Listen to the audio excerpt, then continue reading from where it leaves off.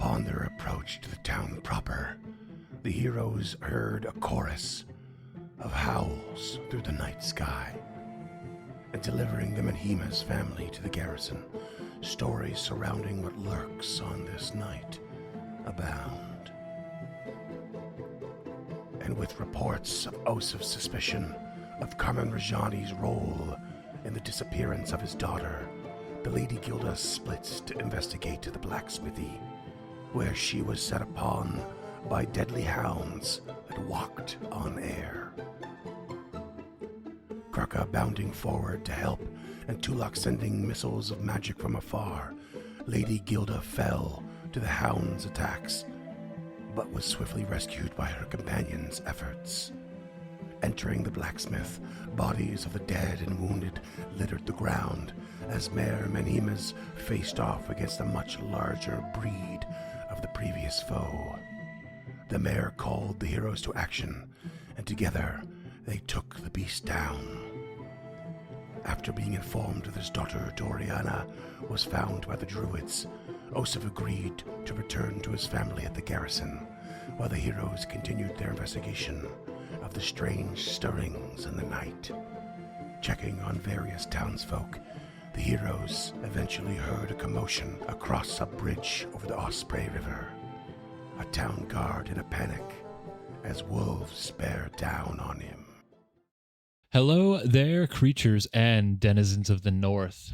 James here with a favor to ask of you. We want you to go out and tell a friend about one of our shows. Word of mouth is so important for a burgeoning network like ours, and each and every one of you can help us grow just by mentioning one of our shows to a friend, a game master, or someone on the street with a cool shirt.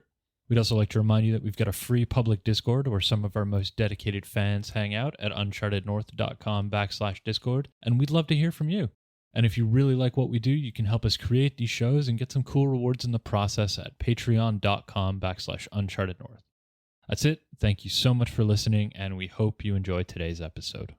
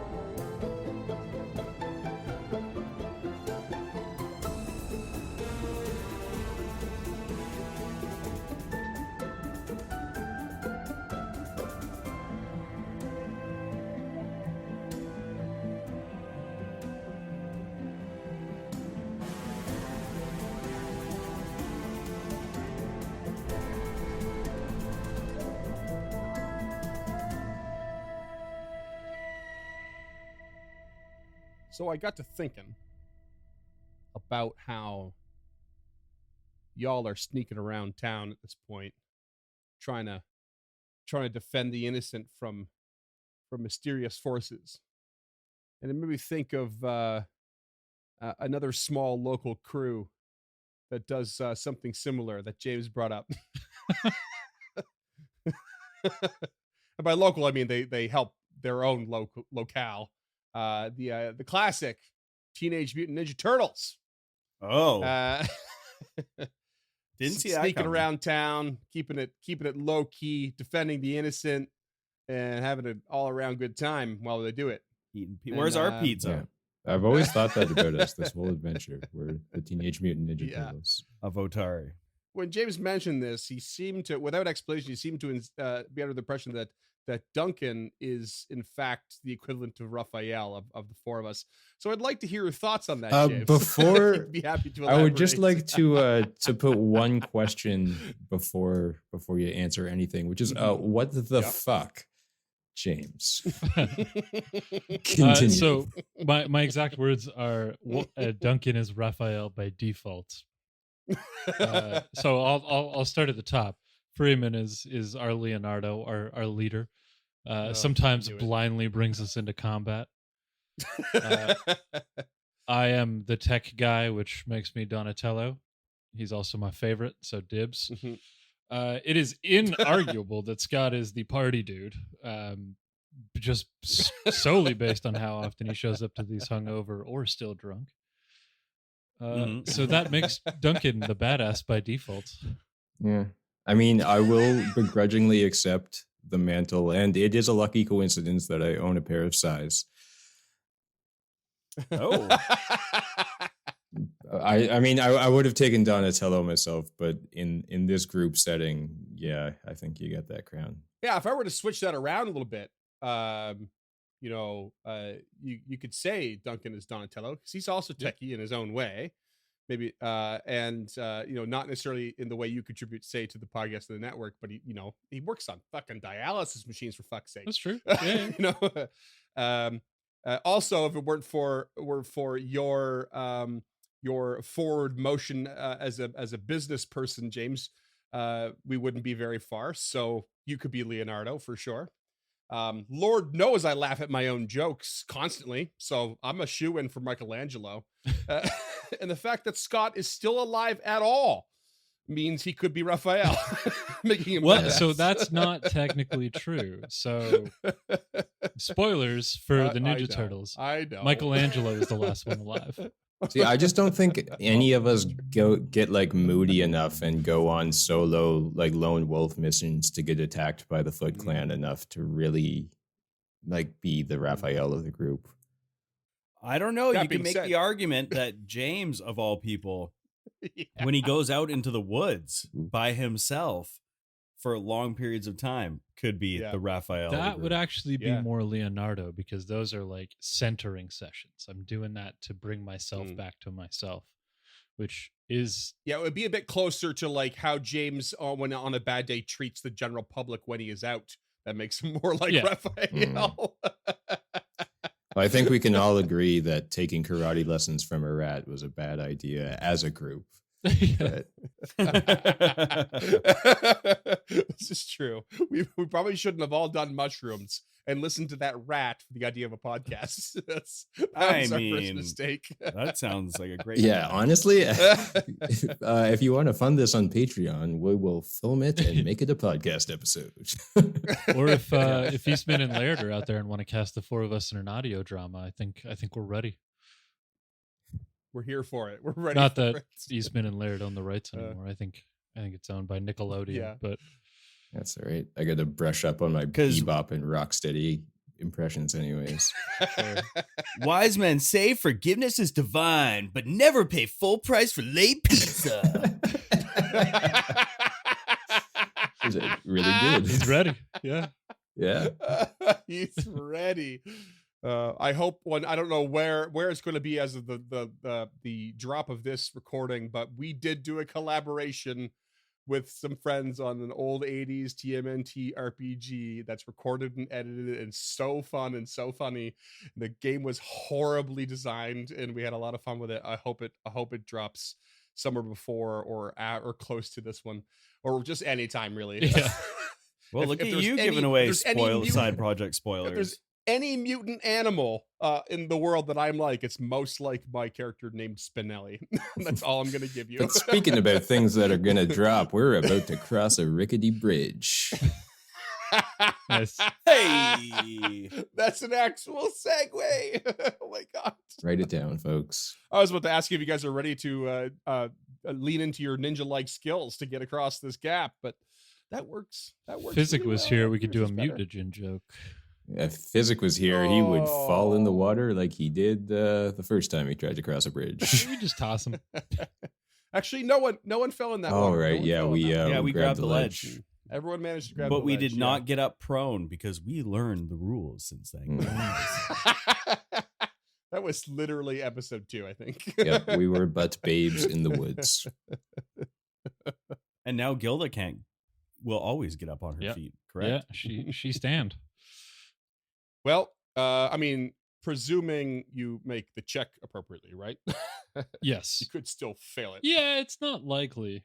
I have a plus 14 to it, so The fact that you can use your athletics instead of reflex is pretty wild. yeah, it was a level 2 Um, feat, I believe. Editor's note: save James saying that's not likely for future use.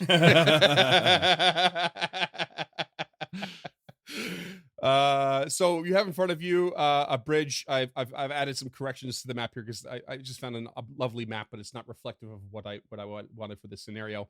What you have in front of you is a bridge in repair, but with a pretty big gap in the center and 2 planks. Forgive the actual sizing here. I did it pretty quick. 2 planks that stretch across to walk across. On the other side of the bridge, you have a member of the Otari Guard, a small gnome who is sort of basically now, crab walking backwards, practically prone away from this massive, like a really large wolf and 2 other wolves that are slowly plodding forward and planning their attack. What you can do here is, well, what we're going to do is we're going to roll initiative right away.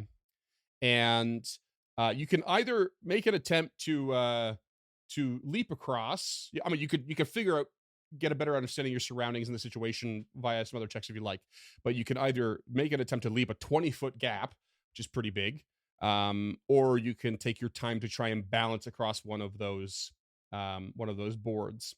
And we will see how either of those work as we get into it. Let's get some initiative, though, to start right away. Why don't we go with Tulok to start? So we were running around before this session trying to find what was going on here, looking for people, looking for survivors, so we weren't necessarily sneaking, correct? That is correct. Yeah, you were kind of, I mean, I don't know. It's debatable, I guess. Yeah, because you really want to roll stealth here? I sure would. So I think if I remember correctly, the last thing you heard, you were heading south down one of the roads and you started to hear a noise and you guys kind of booked it to find out what was going on because you figured someone was in danger. So I'm going to go ahead and pretty quickly say you didn't take your time. That's totally fine. So where I'm going to go with this, though, is that, I've been casting spells and stuff. So I would like to make the argument that I could roll Arcana, maybe Occultism. And if you really want to get crazy with it, I'm dashing through town and maybe Acrobatics. So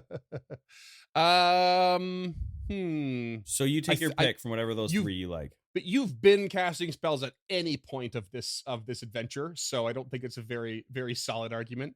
But acrobatics is I think is viable because you started to sprint. You're like, let's go.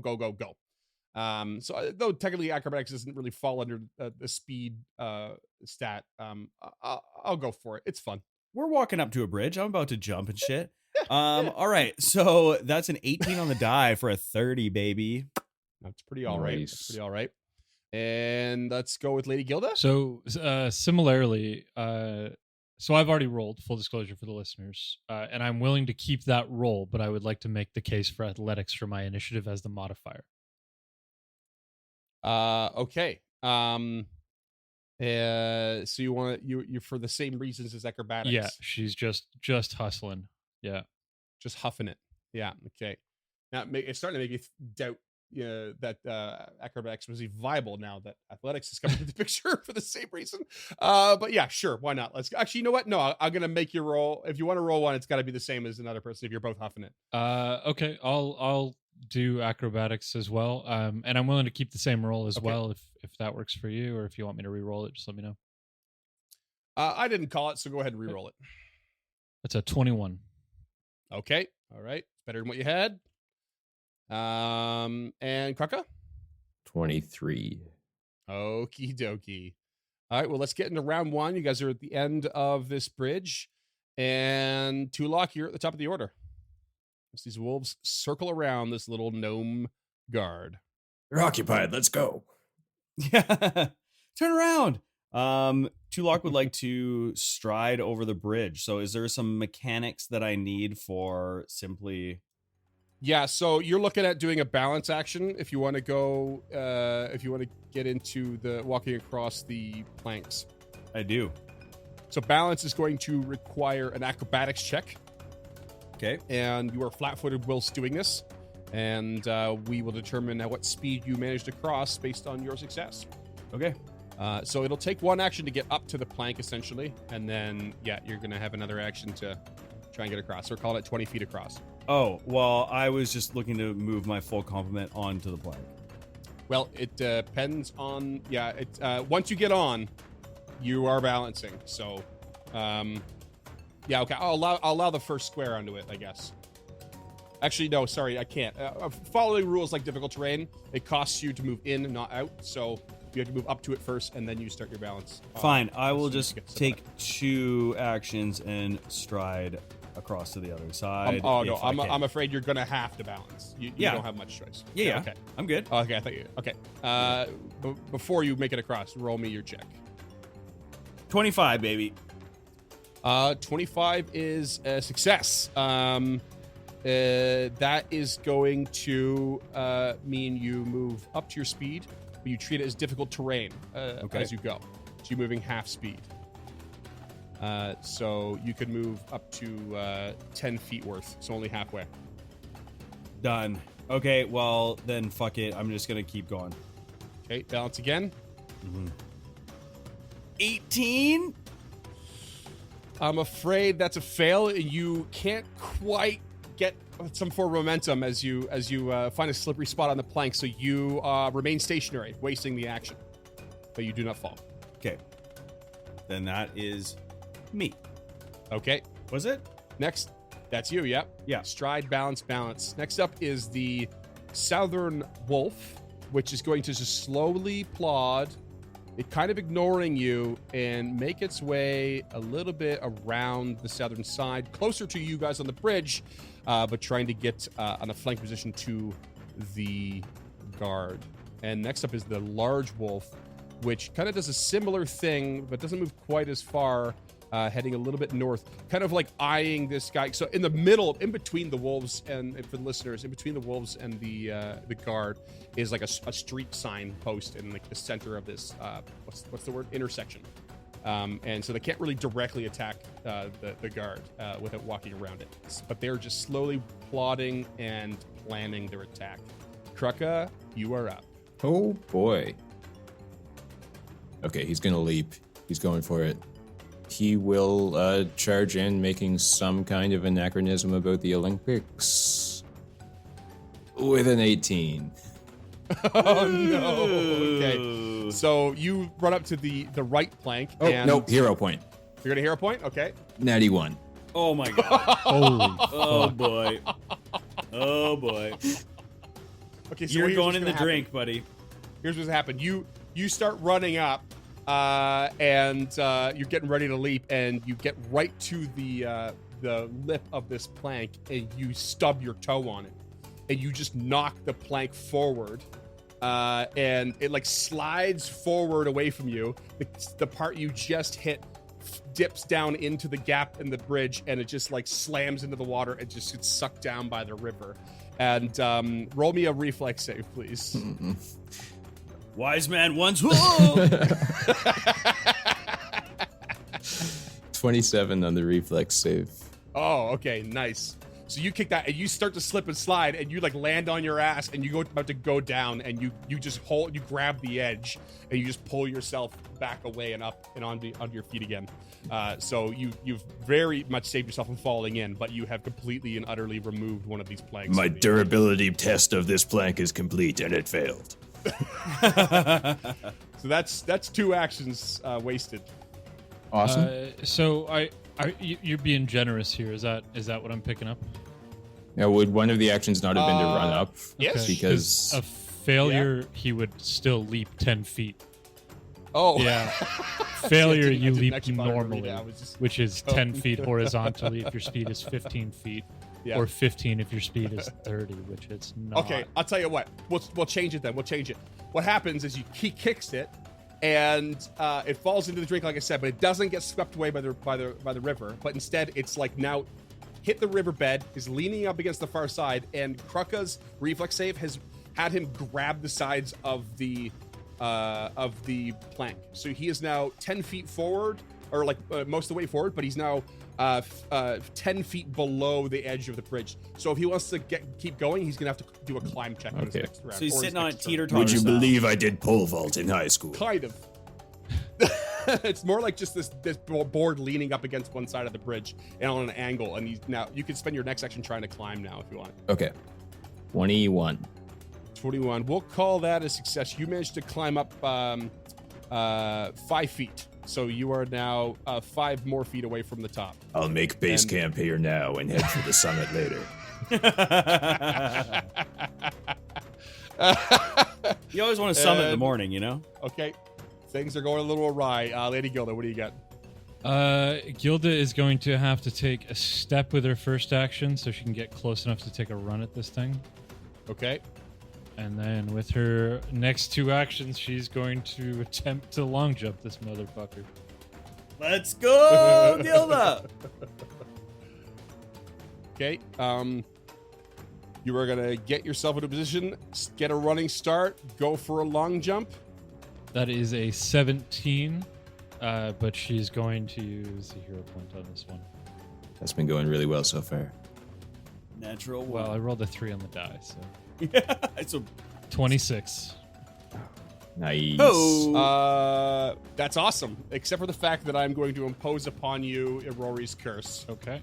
For this decision of leaping across. And the 17 is going to stick. Okay. And I believe that's going to drop you into the water. Uh-oh. Oh, boy. You basically step up to the edge and you go to get to that edge and you leap off. And what you didn't do was observe your surroundings well enough. And the edge of these things is not in good condition. It's not ready for the impact of your landing, let alone your push and lift off, especially with the weight that you are. You went with the thing you had the highest bonus on, not the safest option. And yeah, you are going to fall into the drink. Now, that being said, the river's not very fast flowing, okay?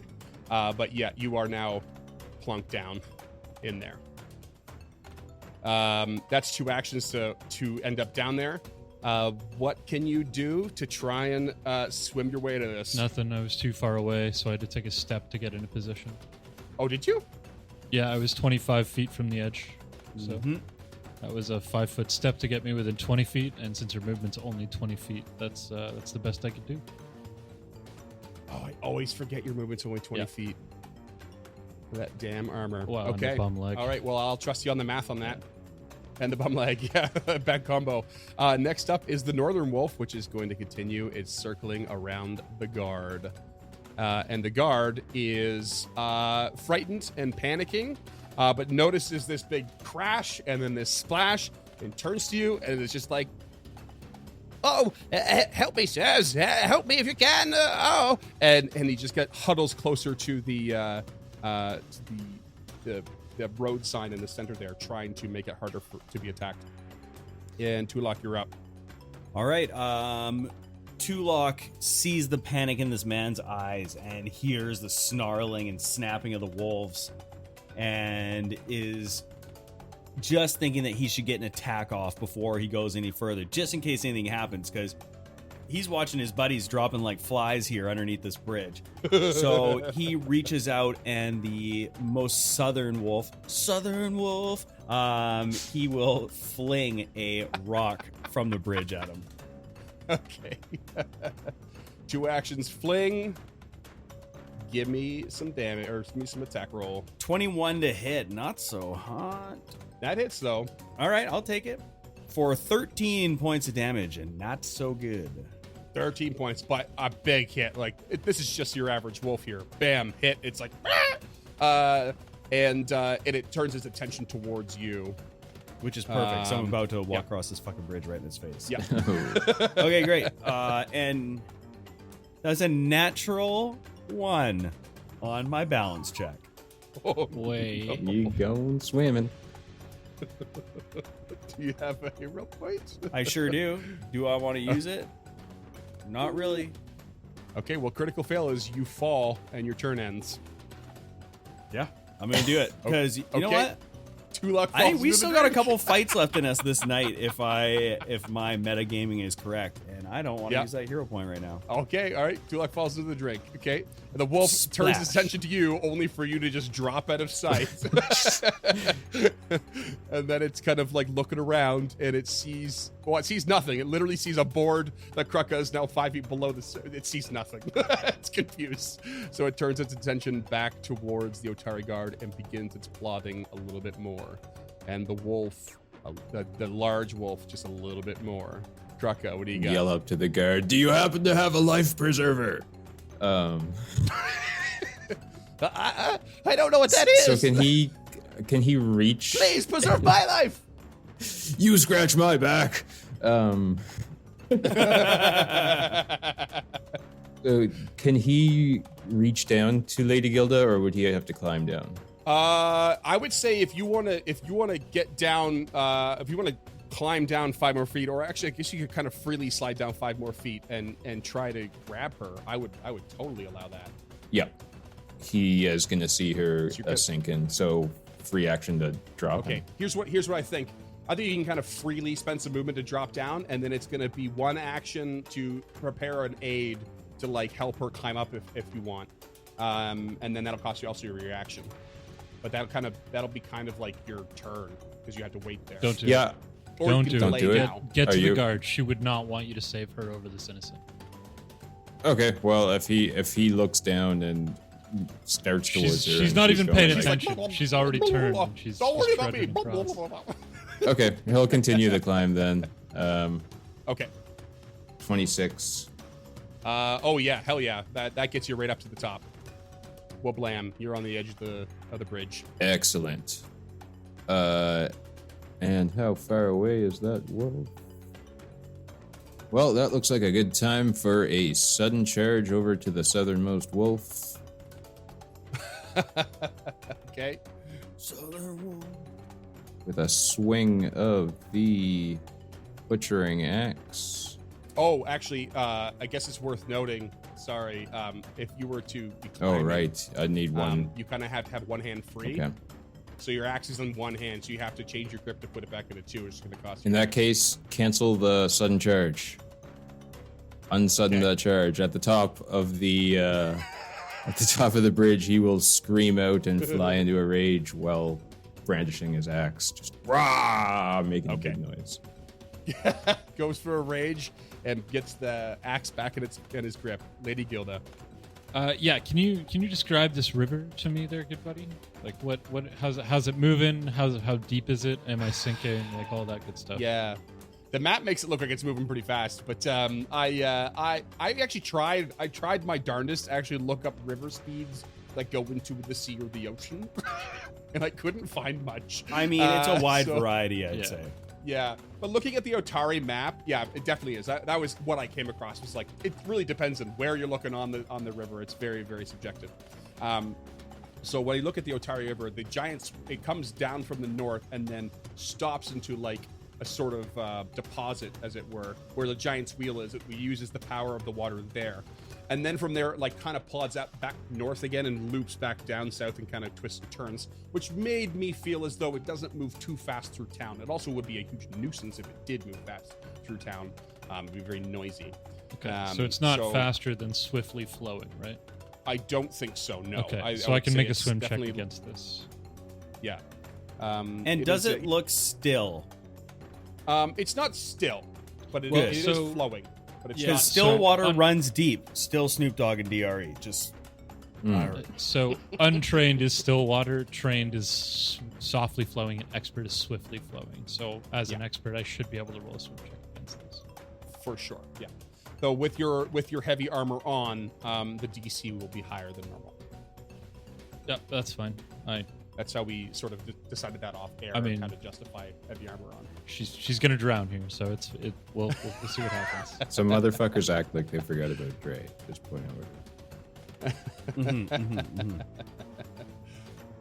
out. What do you got for me on your old swim?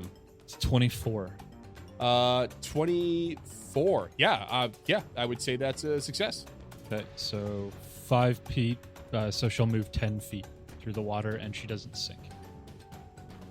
10 feet through the water. It doesn't sink. Okay, that's a single action, right? Yep. All right. What else you got? I guess she's gonna do it again. You going for the bank? Yeah. Oh yeah. The far bank. Yeah. Okay. And is the current moving us at all? Not her. That's part of the failure. So she made it 17 feet and then another 20 feet. So just one more swim check, you think? Well, depends on your result. It's a 33. Oh, hell yeah. That's I would call that a critical success. Okay, so that's 15 feet. Nice. Yeah, you hit the bank. Okay, and then with her third action, she'll just move 20 feet toward this little footpath to the east that looks like it comes up the bank. Yeah, sweet. Amazing. Wow, what a recovery. It's like she did it on purpose. She's still a full turn behind. No. Also, you could have just gone to the bottom and used your thing to breathe underwater and just watched. Walk. That was my backup plan, but she's already cursed. Yeah. All right, so Northern Wolf is now going to, again, carefully plod around, and they're starting to get this guard properly surrounded. The guard is going to try and adjust just a little bit to stay away from this very, very large wolf. And it's top of round 3 with not much done yet other than survive. Tulak, what do you got? I mean, you're going to have to swim. Yep. So. Well, I mean, I have other options. Thank you very much, but I will. So I'm going for a athletics check here. That's correct. This could be bad. Okay, so that's a 7. How's that hero point looking? Yeah, I know. I'm regretting this. And then, which direction is the water flowing? It is flowing, to the southeast. Okay, can I let it take me for how long does it? How far do I go if I let it take me? That's a fine question. We'll call it. You call it sink 10 10 feet and you're moved 10 feet. So if you don't pass a successful swim action, you sink down 10 feet by the end of your turn. Okay, this is great. So you've sunk down 10 feet. Well, his turn's not and over. End of turn or end of action? Yeah. End of turn. End of turn, you sink 10 feet. So, and get moved by the current. There is no actual failure for swim checks. Oh, right. Okay. Yeah. So if you end your turn and haven't succeeded, then you will swing 10 feet. Gotcha. Okay, we're going again. All right, give it a go. So what happened actually is you made no progress. You were at a standstill. Well, it doesn't fucking matter because I got a natural 20 on this one, bitch. Nice. That's a natural 20, 420. I forgot how to doggy paddle. Oh wait, that's how you doggy paddle. And then you start moving. Okay, so Just go straight to wolf paddle. that's a critical success. Literally just barely because you have no bonus to that. And so you get to move 15 feet? Yeah, 10 feet plus 5 feet per 20 feet of land speed, which I think you're at 25. So yeah, 15. Okay, 15 brings me right to the shore. Right to the shore. Okay, you got one action left, just like Lady Gilda. And Tulak will cast guidance on Kruka. Okay. Guidance it is. And next up is the wolf to the south, which is going to slowly step towards the guard. And the dire wolf, the big wolf, is going to start plodding back around to try and get a better view of the guard who's trying to block it, and is getting closer and closer now. Kruka. I thought for sure that wolf was going to shove Kruga off the bridge. How good would that have been? I have thoughts on how good that would be. So he's just gonna stride up behind the wolf and swing. All right. 30 to hit. Yep, that is a crit. 40 Nice. points of damage, 8 of them fire. Dead. Just goes up in a puff of burnt hair. And some mash. Who ordered the hot dog?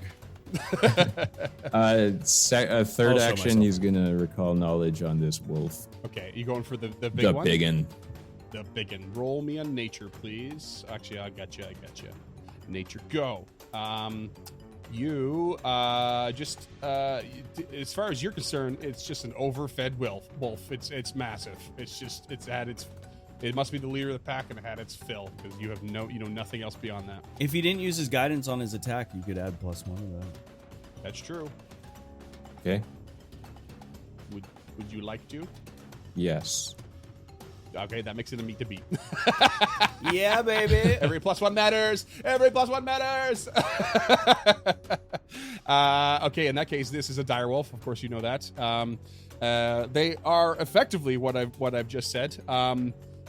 They have, like most wolves, have the ability to knock down after attacking with their jaws, and much like some creatures can grab after they attack. And they also have an ability called Worry, where they can basically, once they have someone grabbed with their jaws, so they can do both grab or knock down, they can basically shake you to death. Oh. Like a big vicious dog.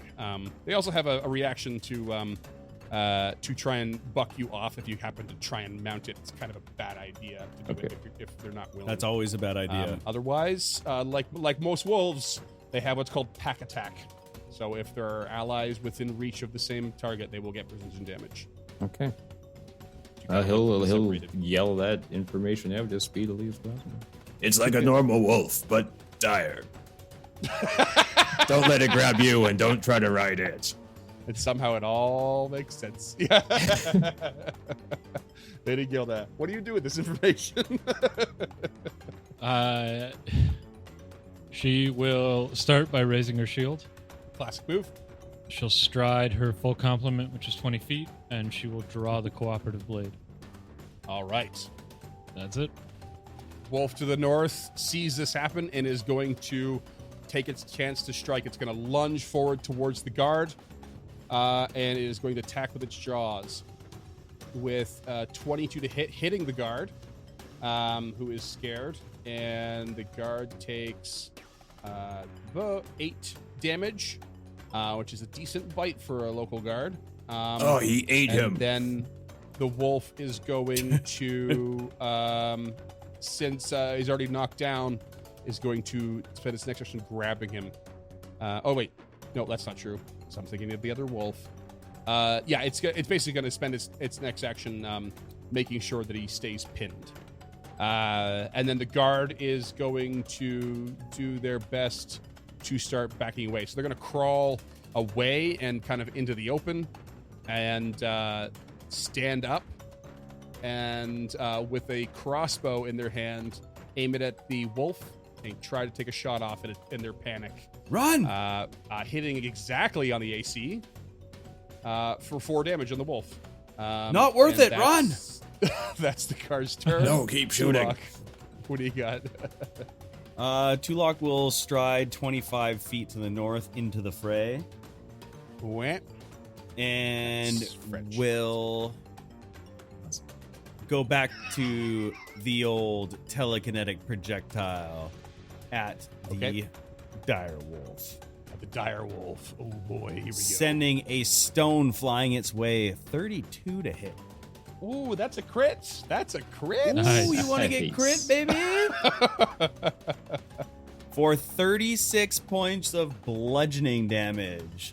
Dang. Damn. All right. Hitting hard. And that's me, baby. That's you. Wow. Decent turn. Direwolf, not happy, is going to, with the guard getting out into the open, it has a 10-foot reach with its jaws, and it's going to snap at the guard for a 23 to hit, which hits, dealing 14 damage to the guard, and the guard goes down in one bite. Just grabs the guard by the jugular and just rips it out. And then it turns its focus towards, let's see, that'll be Lady Gilda, and steps forward and goes for a second jaws attack. 23 to hit. Miss. Yeah, baby. Okay. And that brings us to Kruka, standing right by the Otari guard and the dead wolf. No. Just bleeding out. He was snack-sized. He never had a chance.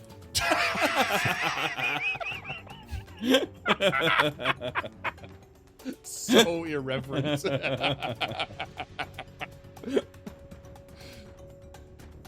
Okay, so Shreka will step over the charred remains of this wolf, approaching its what I assume is sibling of some kind, and strike again.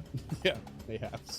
I think the one thing that can be noted amongst all of these things you fought so far is that there seems to be a crazed look in all their eyes. And you probably imagine it's from the full moon in this whole situation. They're all like a little more amped up than usual and aggressive. We can note two things. One is that they're a little crazed. Two is that Gilda's going to have a hell of a coat at the end of this. Oh, Winter is coming. Winter is coming. 23 to hit. That hits. 10 points of damage, 8 slashing, 2 fire. Okay, bam, hit. Strike again with an 18. That hits. Heck yeah, you're gonna die, Wolfie boy. 25 damage, 4 fire. Oh, that's so dead. More like So Call very of the dead. Mild. Oh my god. Okay, so that's your turn. That's my turn. That was great. Lady Gilda, you're up. First action is a stride. Mm-hmm. Second action will be to lay on hands on this guard. Whether or not that works is kind of up to you. No, he's too far gone. He bleeds out real quick and dies Okay, before you can even make it there. she tried. And third action, she will strike at the Dire with the cooperative blade. Okay. That is a natural 20 for a 35. Nice. Oh, Okay. sweet baby. Lay some damage on me. 34 points of slashing. Oh my god, bam. You smash this thing so hard. It flinches away. Oh god, top of the order. Tulak, what do you got? All right. And honestly, Tulak is just loving the telekinetic projectile right now and is also trying to save some spell slots. So he will move 20 feet to the north. Just moving away around the battlefield here, but keeping Krucka in between him and the dire wolf. And sends a telekinetic projectile. Let's say it's a stone again. Not so good. That's a 17 to hit. Try a rock next time. Not gonna hit. All right, and that is him. Okay. And the dire wolf is going to Jaws attack Lady Gilda. 25 to hit.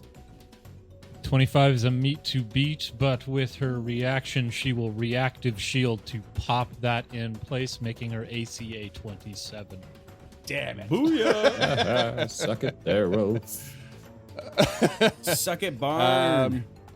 And then the wolf will then attack a second time after the shield kind of bats it away with a 28. Yeah, that's a hit. Okay, that's a hit. You take 10 piercing damage.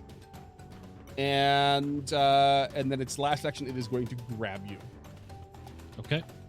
Krucka, what do you got? Anger. More seething rage will come from Krucka. Strides to the other side of the dire wolf, which I don't know if it counts as flanking. Probably not, because she's grabbed. Nope, you're good. It's still flanking. Okay. Lady Gilda can still attack while grabbed. Yeah. Well, flanked as it is, he's going to swing out with a 28 to hit. Flanked. That is a crit. I wish I hadn't have made that Call of the Mild joke earlier, because I'm really struggling with what this line's going to be. 34 damage. Oh man, describe your kill that's got this dire wolf latched onto Lady Gilda. So yeah, as it turns to Lady Gilda and like has her in its jaws, he kind of just like runs up behind it and double hand swings down, and basically the head comes off and then lets go of Lady Gilda. Oh my god. She's covered in water and ichor, and she's miserable now. And saliva. That too, yeah. I just wish the guard could have brutal. seen me do that. MVP Kruck on that one. Holy crap, all kinds of damage. Yeah, Jesus Christ. Bam, you ran over here to save the guard, but you didn't make it in time, sadly. Should you decide to loot his body, he's got very mundane items. And otherwise, everything goes still and quiet. Is everyone okay? Gilda. Just wet and miserable, Tulok. We appreciate the concern. So she's like folding the arms of this guard on his chest and like not administering last rites like a priest would, but she's giving the prayer of Aurori over top of him, and then she'll move over to the next one. Well, wet and miserable is better than wet and miserable and dead. That is true, but I don't think our misery is done for the night. Once you're done here, Gilda, we need to carry on. Yeah, so she'll wrap it up real quick as she can. She knows that the pressure's still on. Mm-hmm. Where are we going next? Because we were on our way to... We had just left Crow's Casks before this happened. I don't remember where we were on our way to. We were going to the market, weren't we? Because we were looking for... You were headed that direction, yeah. Kalino? And you were headed that direction, and you stopped at the bridge along the way because you heard the kerfuffle. So I've just brought you back to the Otari map. You're on the other side of the bridge. But the bridge just to the south of this one, where the Crook's Nook is a big stone bridge, which is still very much intact. You could loop back around if you like. Yeah, I don't see why we wouldn't, based on how poorly we vaulted that previous bridge. We're just warming up. Do we need to go to the Eichenholz or the Chertal Manor at all, or the Rowdy Rockfish? I mean, we did just save that, or we did just bring that family back together. Right, we were going to the manor. Is that why we crossed the bridge? No, we crossed the bridge because of the... Because you heard the noise of the garden wolves. Oh, right. Yeah, so the Inkelholz Manor looks dark, like most of the town. But Turtle Manor does have a bunch of lights on. Which is one of the few instances of it in town. We really only saw at Turtle Manor, the library, the fishery, and the garrison are the only places with the lights on. Let's go to the manor. Yeah, let's go to the Turtle Manor then. We're almost there anyways. Okay. All right, so you head over to Turtle Manor, and you can actually hear a good number of voices inside, kind of just like chatting and like laughing and almost like merrymaking inside. I don't like the sound of that. Somebody hasn't read the room. Yeah, so as we approach, do we see any signs of struggle or anything like that? Nope, nothing at all. Tulok heads straight for the front door and bangs on it. Bang, bang, bang, and there's a wait, and a wait, and a wait. No, actually, you have to wait long enough that you feel as though you need to bang again, and then finally... someone comes and opens this big, heavy door, just this like big, elaborate, like lock, and a big creak of the door. And there's just this wizened, like curmudgeonly looking butler. He's like, "Yes, how can I help you?" He looks really annoyed. What are you doing in here? You're making a lot of noise, and things are happening within the town. Have you not noticed? What am I doing? I'm doing as my master requires. I am helping him entertain guests, as we do here at Turtle Manor. We don't entertain at the pubs or the inns. We do it in our abode, where we have class and quality. Tulok pushes through. Excuse me, sir. And there's like a record scratch. There's a whole bunch of like fancifully dressed people sitting around. I say a whole bunch, like a handful or two. And then you see Rab Turtle, who you guys have never really seen or discussed or what have you before. He basically looks like this. A prick. and he's just wearing this like weird finery and like a monocle, and he just kind of like turns. He's got all these rings on, and this like neatly groomed mustache and beard, and he just turns, and he's got a big belly on him, and he just kind of bends over and bows at you. He says, "Is there something I can do for you? I will speak to Longsaddle for this barging in." Yes, in the meantime, I need you to douse your lights and keep the noise down. If you haven't noticed what's going on beyond your walls, the town is under attack, and you are doing nothing but drawing suspicion to yourselves and potentially putting yourselves in danger. You must be quiet now. My lights? Under attack? What sort of mushrooms have you been picking out in the fields, you fool? Listen to me. Many people have died this night, and you will surely be one of them if you do not. Be quiet and douse the lights and lock your doors. Okay, roll me diplomacy or intimidation. 25 on the old intimidation. Okay. Rab Turtle looks like he does not believe you at all. He's like, that's just preposterous. But one of his guests starts to go, is there something wrong? That does sound quite worrying, Master Turtle. And then there's like starts some murmuring amongst these like upper crust, and he catches on pretty quick that he doesn't want this. He's like, well, it's I'm sure that it is total and utter nonsense, poppycock, as they say. However, we can compromise, as it was about time for our surprise seance. And the whole crowd's like, a seance. Oh, I didn't expect that at all. And then you can see the butler. He's like, oh, God, not again. and then Rab's just now bring down the lights. Bring down the lights and gather round the table. And everyone starts to shuffle to the next room. And he just turns to you and says, right, is that good enough for you? Could you piss off now, please? Yes, just keep it down and keep your doors locked tight. I always keep my doors locked tight, but I don't expect people who knock on the door and have it answered to barge in. I will speak to Longsaddle about this. Mark my words. Do whatever you want. Just keep these people safe. I love the idea that this conversation's happening and like less than 5 feet behind Tulak, Gilda is just covered in wolf blood and saliva, and nobody believes anything that's happening. And we're both soaking wet. I know, you've just been rolling around the mud near the markets. And then you probably fell in a chum bucket down at the fishery. We do love chum buckets.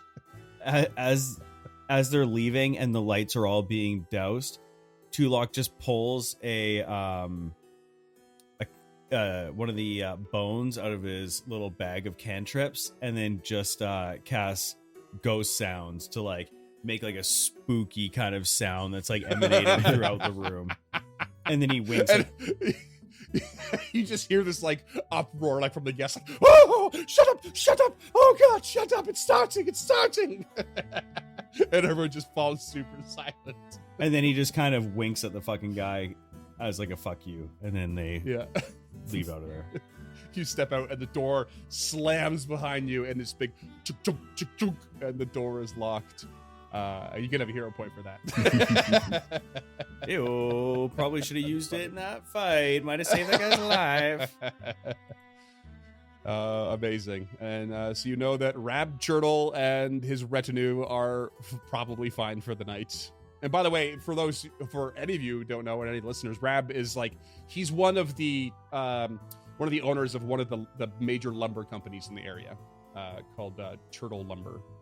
And he's known to be just a real prick. And his business is, the word on the street is his business is like slowly but surely failing due to poor business practices. Yeah, well, spending all his money on monocles and seances. Yeah, candles in this economy? I can't help but think we should have left the door unlocked.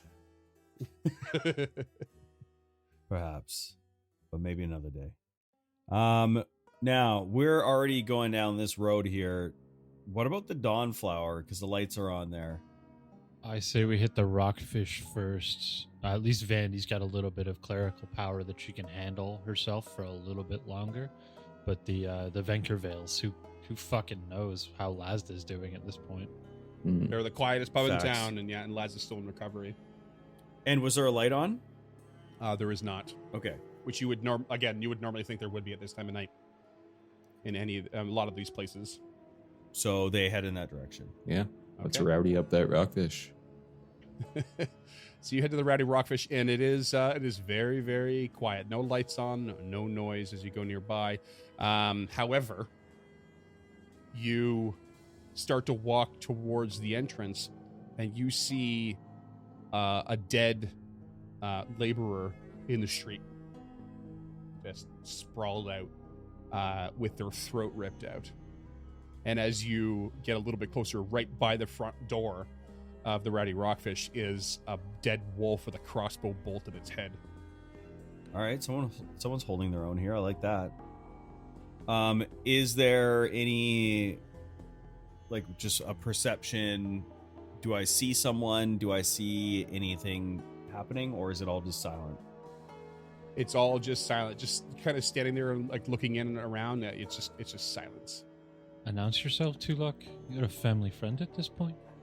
So Tulok raps on the door. You rap on the door, and you hear a small shuffling inside, a little bit of whispering. So Tulok whispers, "Is anyone in there? Are you okay?" You hear a little more shuffling, a little more whispers, Brelda! and then a voice. Who's there? Who is it? It's Tulok. Oh, it's Master Tulak. Quick, Lasta, open the door.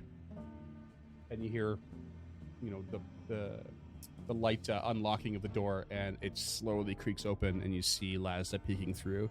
And then he opens it. He's like, "Come, quick, come inside." And they dip inside. All right, you all pile in. They close the door and latch it quickly behind you. You can see Lazda. He's looking a lot better, but still a little malnourished, as it were. And Brelda is just like, What are you doing here? What's going on out there? Listen to me. We don't have long. The town is under attack. The full moon has brought out all sorts of wolves and wild creatures. We're here simply to check to see if you're okay. Yes, we figured something was wrong. See, our last customer for the night was a bit rowdy, and so I had to kick him out. I caused a bunch of racket on the way out and into the street. Oh, it's hard to use this accent. It caused a bunch of racket on the way out and into the street, and he was screaming and hollering the whole way. Well, then he fell silent, and I just assumed he rounded the corner. But then there was a scratching at the door, and I figured he'd fell over or passed out and had woke up and was trying to get back in. It was pretty drunk, And, I grabbed my heavy crossbow from behind the bar, and I wasn't going to use it, mind. I was just going to intimidate and haul him, and we opened the door, and this wolf just leapt at me, and I just got a lucky shot off. So we dragged the wolf back out, looked around, and all the lights were out, and we heard some howls, and we just locked the door, and I did our best to lay low. Listen to me. Just stay inside. Stay together and stay safe. Let no one leave. But be ready. Foul things are about tonight. Yeah, we will. Hope you're all right out there. I saw the guy dead on the road, and his throat ripped out. Poor fella. I swear I saw some more eyes glowing in the dark. So just be careful, please.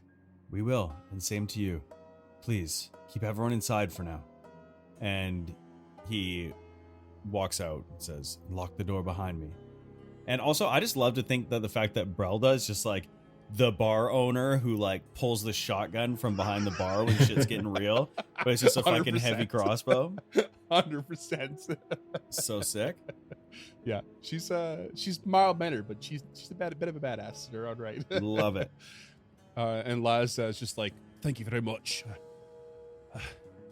It's good to know you have the back of the town. We'll be all right here. We won't open the door for anyone we don't know." Good. And I think as soon as Tulok is back in the streets, they all just begin to run towards the Dawnflower. Yeah, just hustling at full speed. Well, you Tulak's skipping. You start to back out acrobatically, just in case he needs to use acrobatics again. Yeah. You go to head that direction, and then you actually hear down the way towards the Crook's Nook, you hear a psst. Hey, psst. Okay, so that's back in the opposite direction, but I mean, obviously they're responding however they can, so Tulak would turn. You turn and you don't really see anything at first, but then you hear like a whistle, like a. It's a wolf. It's like a little bit farther. Throws a hatchet. A little bit farther. A little bit farther down the way, and you can see like, halfway down the block, this hand like kind of waves at you from behind like a pile of barrels or something. All right, Tulak casts telekinetic projectile and smashes the barrel. No, Tulak will head down that way. Okay, you head down that way, and before you quite reach the barrels, one of the Osprey Club members just pops out from behind the barrels. He's like, "You all right there, Master Tulak?" Yes. What word do you have from the Crook's Nook? Yeah, it's not much. A couple of scouts around. Everything's being reported back to Yin Yasmin, of course. I don't have much for you, but if you want some information, she might have it. All right. Thank you. We're just holding our ground here on the turf. Do you know anything of the Dawnflower? We were headed in that direction. Haven't heard a word. Just eyes in the dark. I know.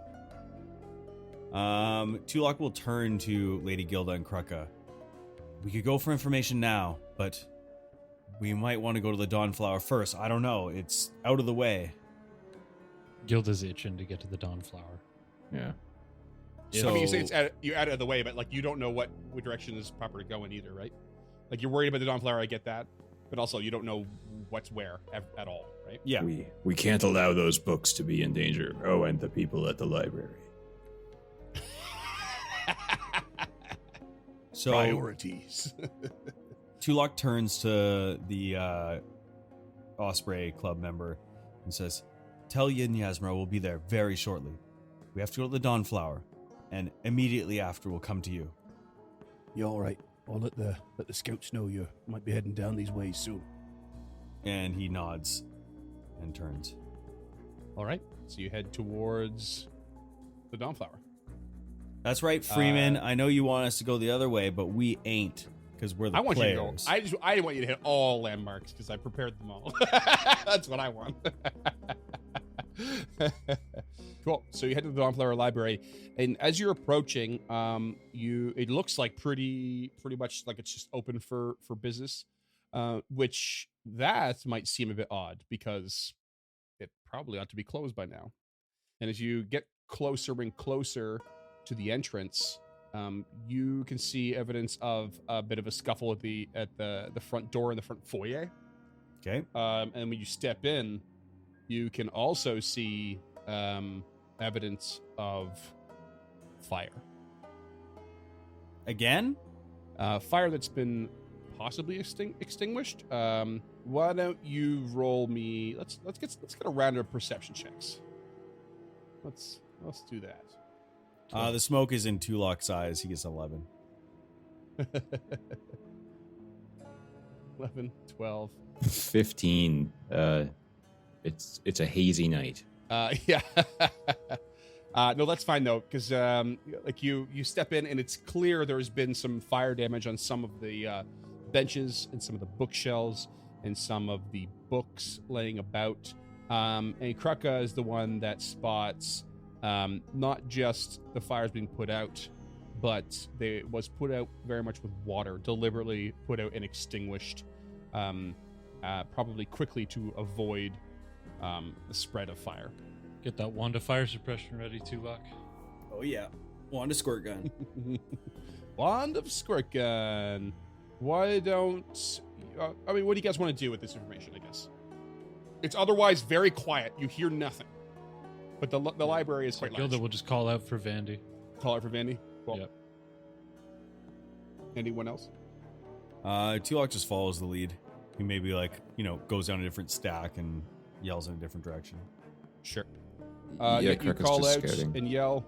Yeah, but you don't get any response.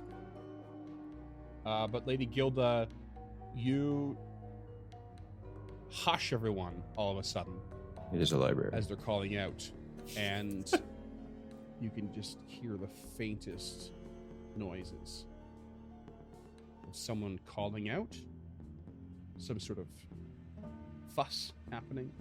But it's clearly bending around and through the myriad hallways of this place. Survival, anyone? No thanks. Krugga opts to leave. Does anyone have survival? Survival's not something that doesn't come up very much. It's because nobody has it. That would explain it.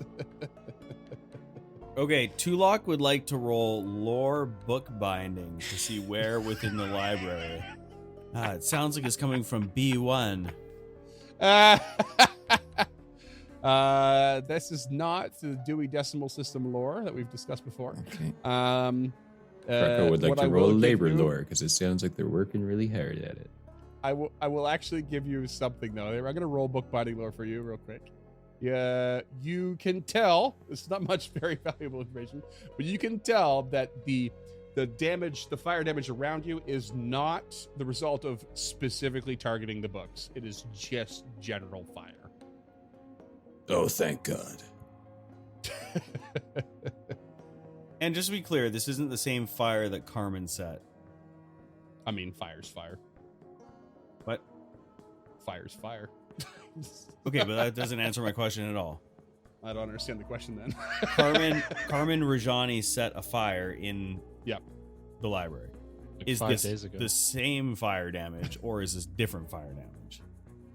Just to be clear. This is separate event fire damage. Okay. That's what you mean. Okay. That is what I mean. I was kind of like, they're both fire. I don't understand. Chronologically speaking, this is more recent. Okay, perfect. Okay. All right, Tulok, Krugga, think. Large rooms, heavy doors. Wow, what chapel could they be in? Shaylin? Where would they be held up in here? Can Tulok roll something else other than survival that would... Thievery, because he's good at sneaking around and being silent, and maybe he can figure out where a good hiding spot would be. Let me just make something clear here. Anyone can roll survival. You don't have to be trained in it, right? I mean, obviously you're not going to lean towards it because you're not, but fine, trained, 4. untrained, expert, all those things matter, right? So 4, obviously you know nothing. You can go ahead and roll me a perception check though. Yeah, but don't avoid it just because you don't have it, right? Well, I'd like to take the seek action instead, which is not a downtime action so much. Right. I guess search is the downtime, the exploration activity of that. Right, and there's also investigate as well, looking for hidden things and whatnot as well. I got 21 on perception. Ooh. Okay. Everyone give me something that they're doing so that we can compile here. Searching. Seeking. 21. She's trying to track down those voices. Her elven ears are Okay. perked up, and she's trying to follow them like a woman on a mission. Shield in one hand, Okay. and she's just scratching at the hilt of the cooperative blade. She is fucking panicked. Okay. All right. She's losing her cool. Not again. Okay. She's nervous. Yeah. Roll me a perception. Natural 20 for a 29. Ooh. Oh, okay. And Krugga, what are you doing? Give me something. Krugga's looking for some kind of physical aberration that might be like a trail or something like that, but also a perception. He rolled a 28. Oh, okay. Damn. All right. So, Tulok, with probably Wand of Quench in hand, you start to spot evidence that leads in a certain direction of water extinguishing. Krugga starts to spot, spots of fire that's, been extinguished without the water. There's other evidence of things burning. And Lady Gilda, you were just keeping everyone the fuck quiet. And you are following your instincts. And you're going left, picking lefts and rights, stuff like that. And between the three of you, all keeping an eye on something, you make your way closer and closer to the noise. Finding evidence all along the way, and eventually you find yourself in a spot where it's very obvious where the noise is coming from, and you start to book it. Ooh, they have the new Dan Brown. And you find yourself entering a large study hall, where you can hear, as you round the corner, some noise. There's like you kind of look around the corner, you can see this big long table we're studying, and there's just books all along the walls. There's a bookshelf in the middle of the room, along the sides of the room.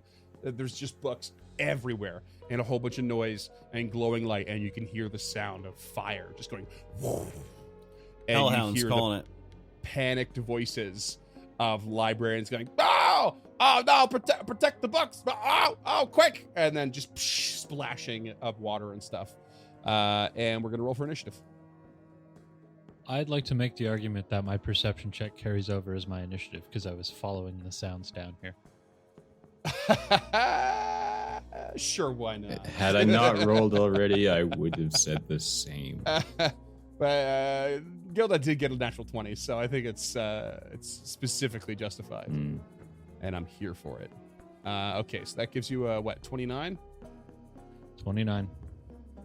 Beautiful. Okay, Krucka, what did you get? 15. Just horrified by the thought of books being mangled in any way. I need those for learning. And Tulak? 19. 19. Okay, not your greatest. And we're going to start the initiative with Lady Gilda at the top, which is a very rare scenario. And she is eager to save this place. Go. What do you got? First action will be a stride into more view of what's happening here. Okay. Stride away you do, and you get into this room, and you can see a couple of librarians on each, different spots, doing their best to quench fires. There's a librarian just south of you that is being harried by a hellhound. Of course, you don't think you quite know what a hellhound is, so you'll have to roll that check. But it is a dog that is on fire, which may or may not be the first time you've seen that, Lady Gilda.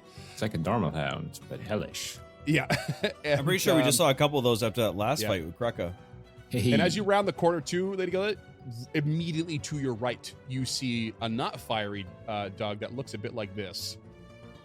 Like it's sort of waiting for something to come along. Fire. Just crouched and looking and waiting. Okay. Second action, she will draw the cooperative blade. Okay. Third action, she's going to activate her Golden Legion epaulets. Okay. Librarians, Oh, keep your eyes on the fire. Tulak, Krucka, work on the hellhounds. I've got this beast to my right. So the Golden Epaulets is a once per day action. So each ally within 60 feet gain a +1 status bonus to attack rolls, damage rolls, and saving throws against fear until the beginning of my next turn. Nice. All right. Massive boost to a whole bunch of people.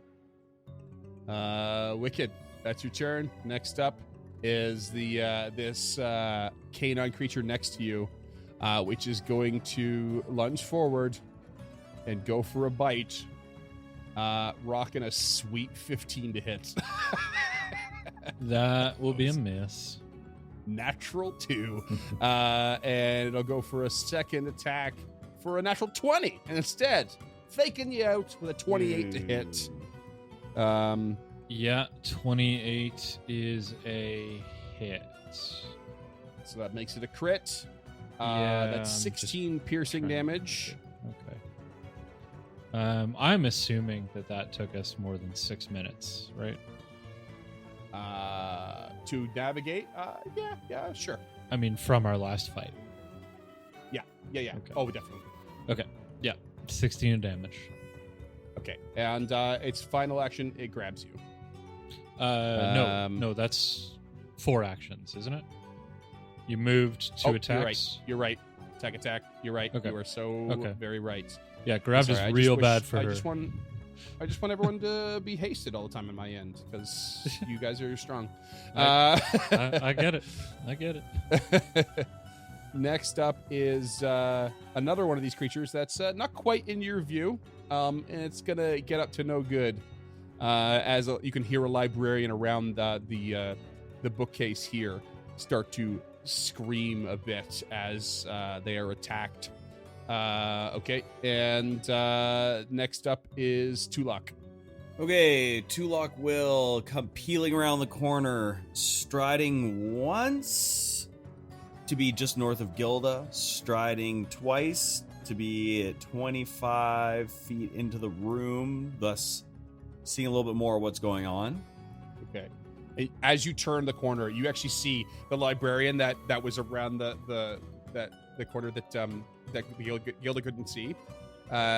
Is like this small halfling, and this medium-sized canine creature has just is literally like leaning back like a big fucking Komodo dragon, and just like swallowing the halfling down into its stomach. Jesus. Yeah, it's a really gnarly sight. Okay, and Tulok would like to roll a check on whatever the hell this thing is. Yep, that'll be either nature or arcana. What would you like? Arcana. Okay. This is a warg. Usually pack hunters.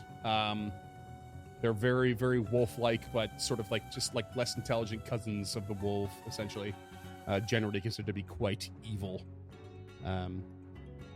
Classically dwelling among goblins, hobgoblins, orcs, and or in particular violent humanoids. Any kind of tribal scenarios that involve violence. Okay. All right, and if that's it, then he passes this information to everyone, and that's his turn. Cool. I guess what I can give you for sure is that they have a swallow whole ability for anything that's smaller, which you just witnessed in all of its horror.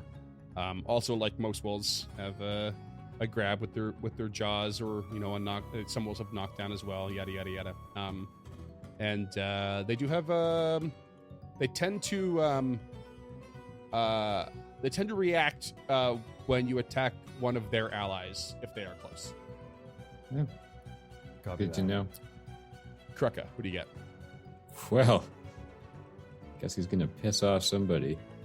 He's gonna take a stride to the southeast to be able to see what's in the room. Mm-hmm. That brings him right up next to the warg that's grabbing Lady Gilda. And that's gonna piss him off, so he's gonna fly into a rage and then hit it with a stick. Okay. Oh no, hit it with an axe. Oh, okay. Oh no. Yeah, sorry, it was a flavor stick. Stick with a blade on it. Flavor stick. Oh, gotcha. Okay, 30 to hit. Yep, 30 is a crit. You are a crit machine tonight. Suck it, warg. 58 damage, 8 of which is fire. All's fair in love and warg.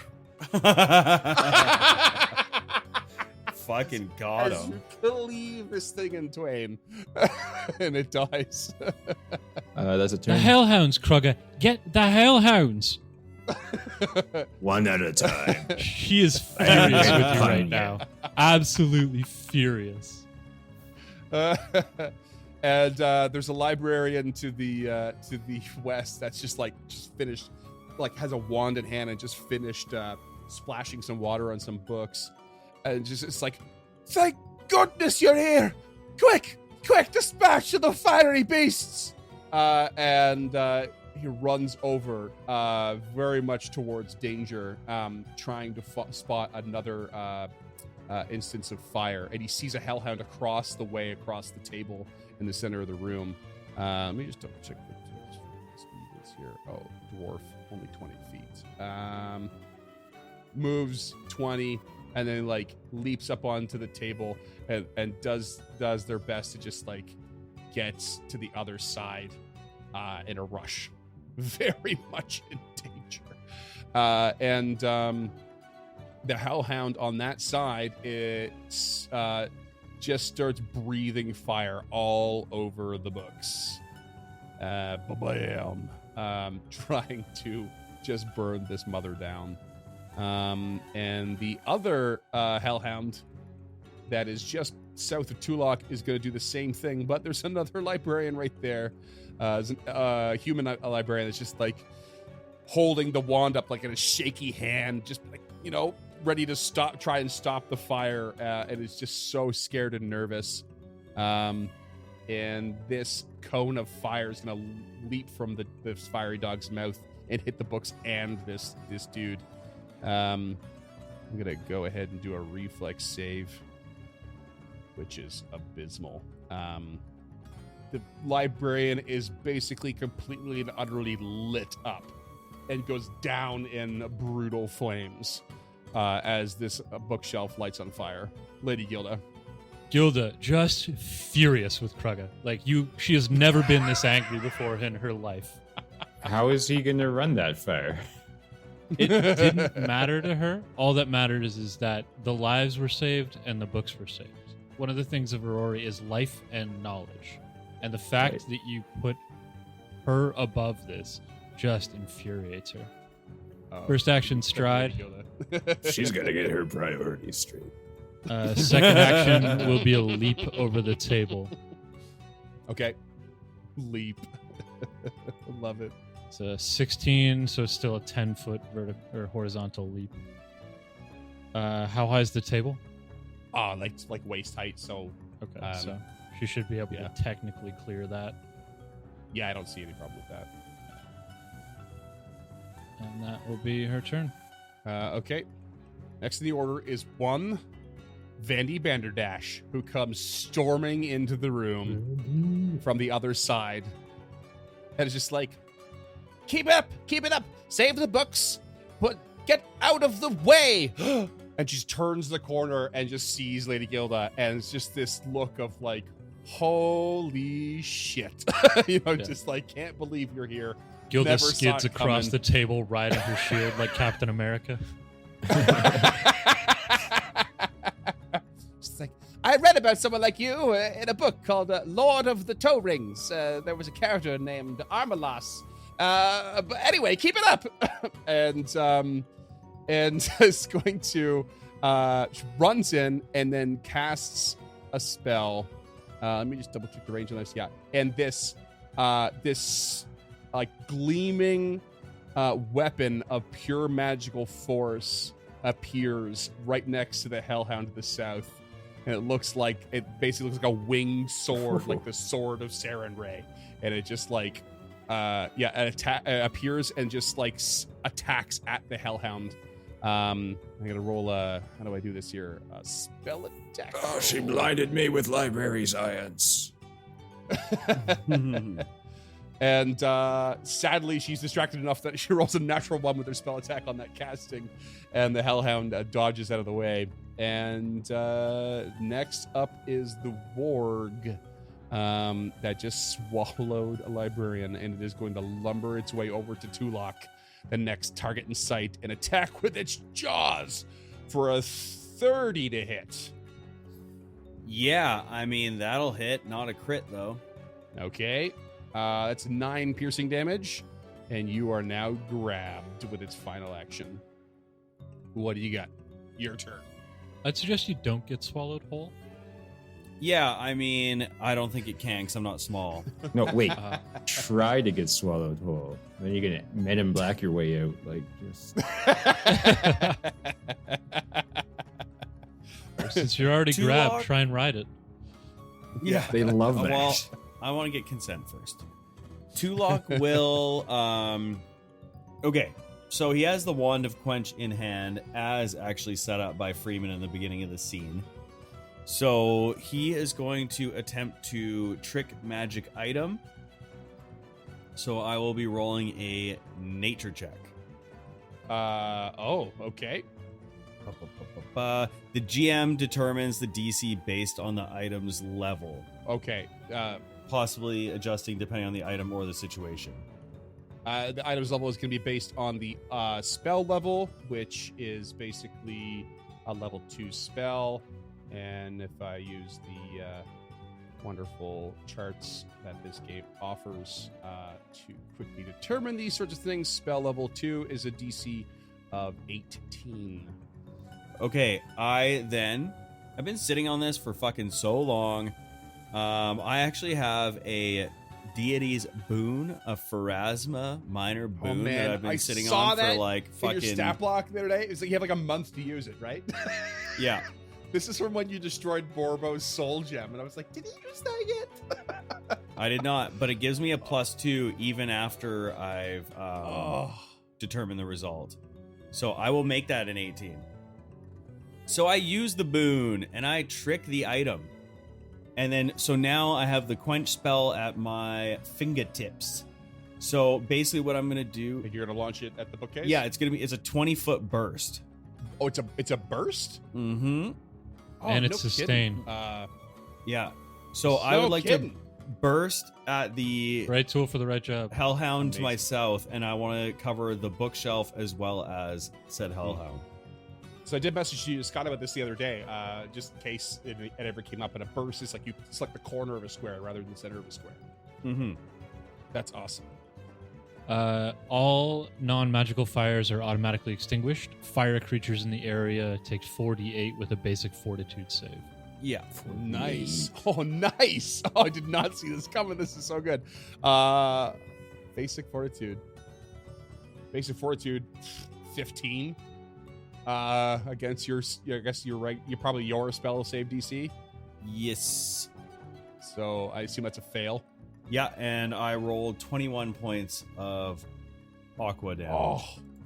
All right. And it's technically it's cold damage, right? Is that what it says in the spell? I believe it just says damage. Yeah, it just says damage. Takes 4d8 damage. Okay, so it's just 48 damage. Yeah. All right. Still, that's a big old hit on this thing. That's awesome. And then it puts out all the fire to the left. Yeah, all the fire on that. Amazing. And then on top of that, choose one magical fire spell, or fire arrow item in the area and attempt to counteract it. If you succeed against the item, it loses its property for 10 minutes. What? So I don't know if that Hellhound can be put out. Fire. Oh, magical fire. A fire spell. No, I don't think it's applicable in this case. Okay. I was really hoping you could just put out the Hellhound. Yeah. The Hellhound itself. Freeman, can you toss the 20-foot radius up for me there? Oh, sure, yeah. Just somewhere that it encompasses the whole bookshelf and the Hellhound. How's that? Perfect. It's massive. I always underestimate how big those 20-foot or 15-foot is. Yeah. Yeah, and each round you sustain, you can move the area of vapor anywhere within range. Facts. Oh, sick. Okay. Sick move. Krucka. Oh, no, you have one action left, right? No, because it was 1 to trick the magic item and 2 to cast a spell. Oh, okay. So that brings us to Krucka then. Okay. Krucka will stride 25 feet to the west of Tulok, and seeing the now harried Hellhound, shoot a bolt of force out of the ring of the ram at it.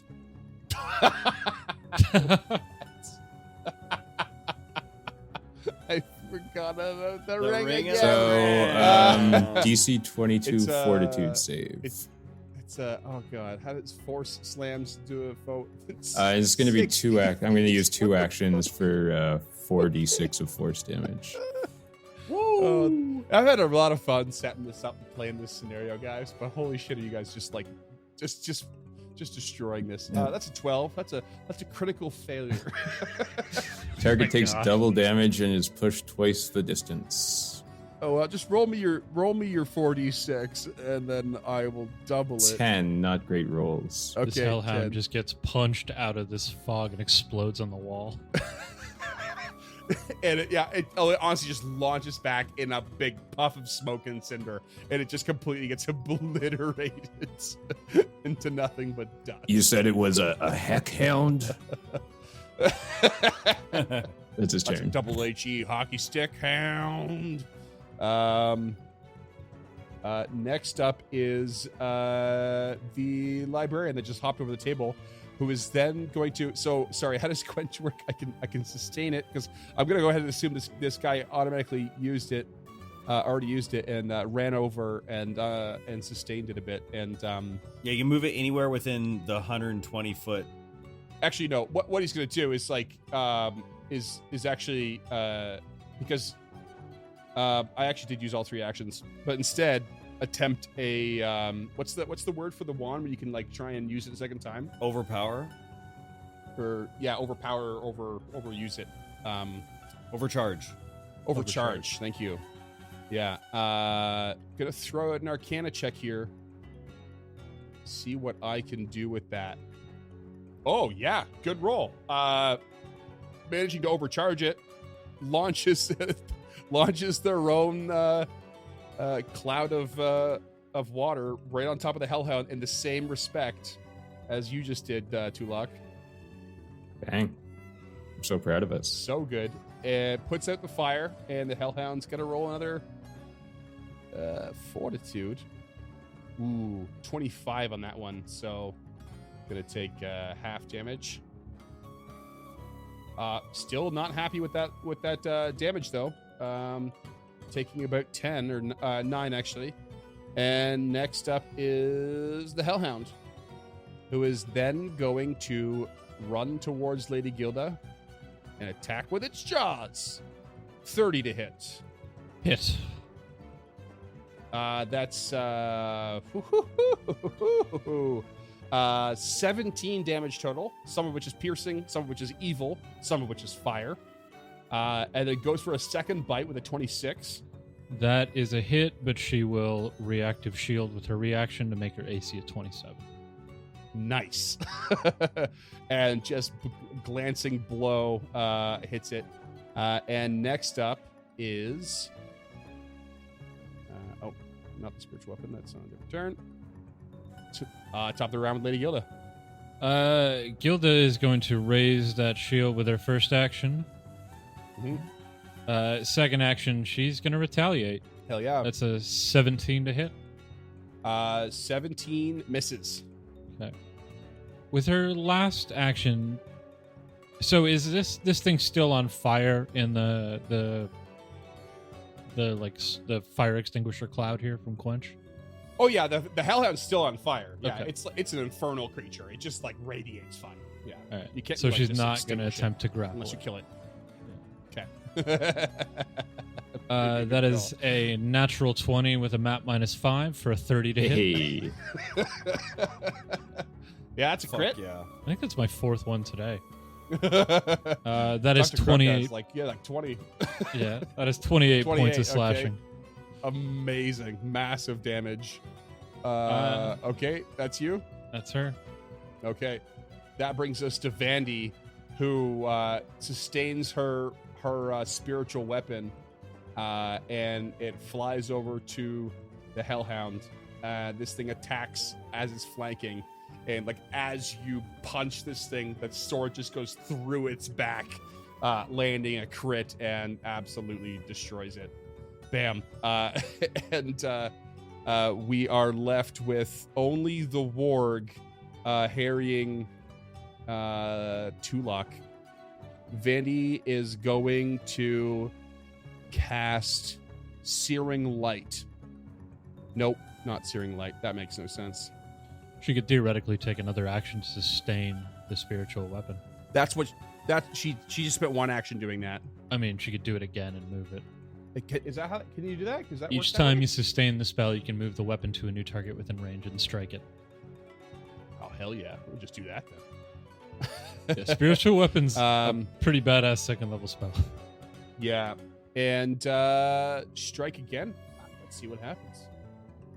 Yep, that's a crit. That's another crit with flanking, and just one more time, I guess. Hell yeah!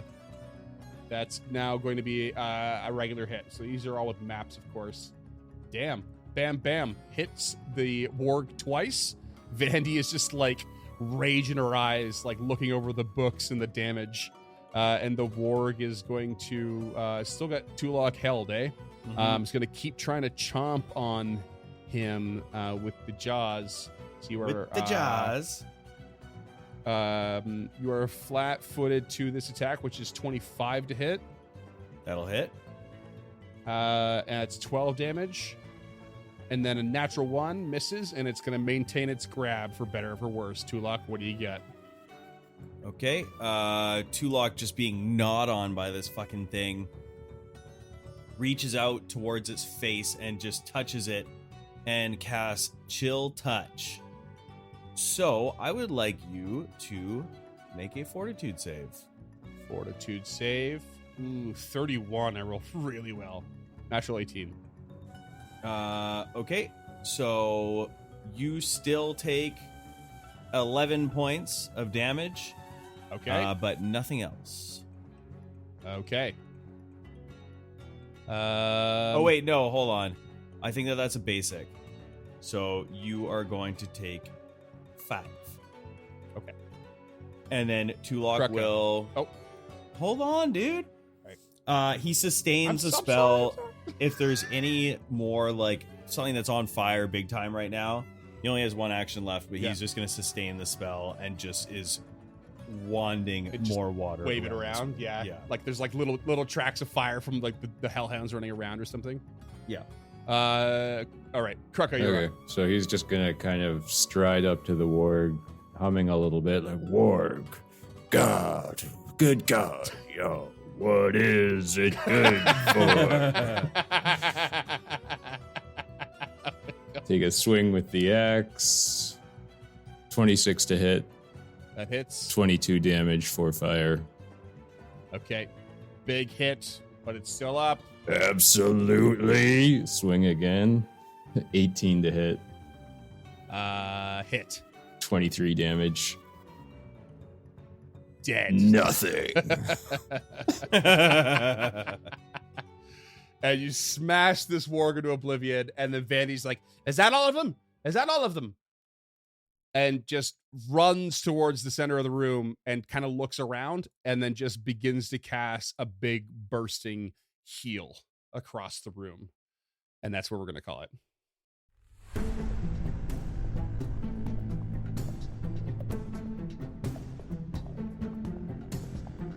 Stemming the Tide is an actual play podcast of the Adventure Path Abomination Vaults and is produced by the Uncharted North Network. Stemming the Tide uses trademarks and/or copyrights owned by Paizo Inc., used under Paizo's community use policy. We are expressly prohibited from charging you to use or access this content. Stemming the Tide is not published, endorsed, or specifically approved by Paizo. For more information about Paizo Inc. and Paizo products, visit paizo.com. Music is composed by Will Savino and artwork by Greyhood. Stemming the Tide is recorded remotely using Foundry Virtual Tabletop. If you wish to connect with us or support this project and projects to come, we can be found at unchartednorth.ca, patreon.com/unchartednorth, and on all major social media platforms. Links to all credits can be found in the episode description and our website. Thanks for tuning in.